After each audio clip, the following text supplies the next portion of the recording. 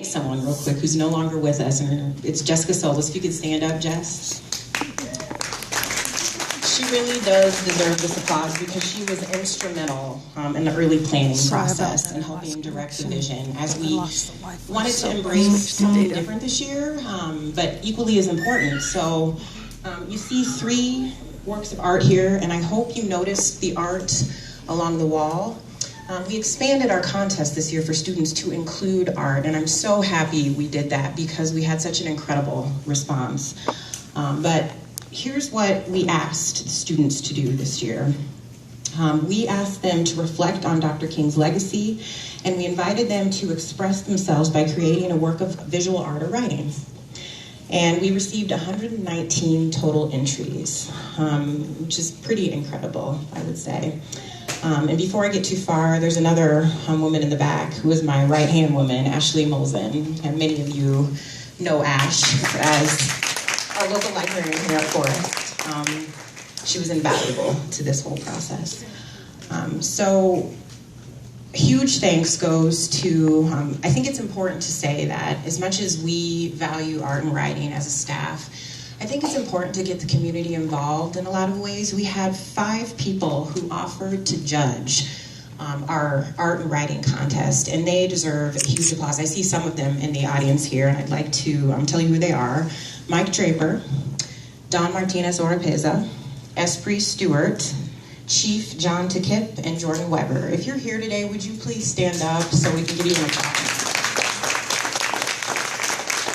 Thank you so much.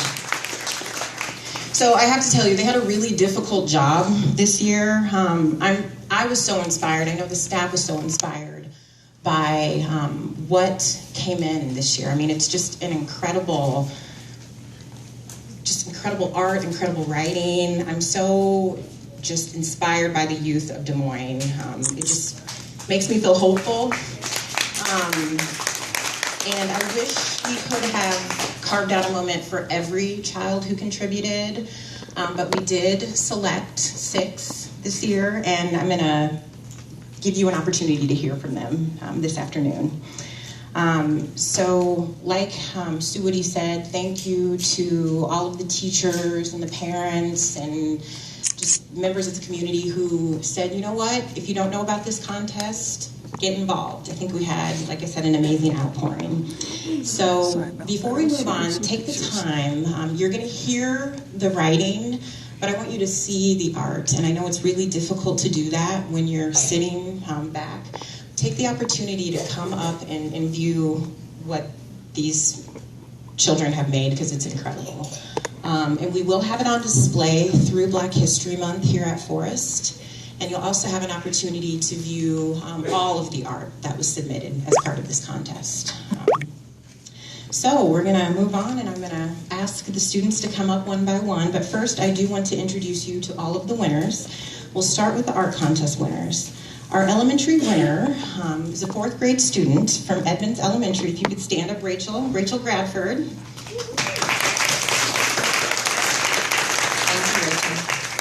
Our middle school winner is Sean Head, and he is from Amos Hyatt, 6th grade student.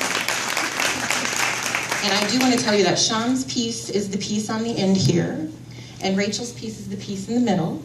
And then we also decided to do an honorable mention for both the art and writing contests, and our honorable mention for art is Jeremy Bradford, who happens to be Rachel's brother.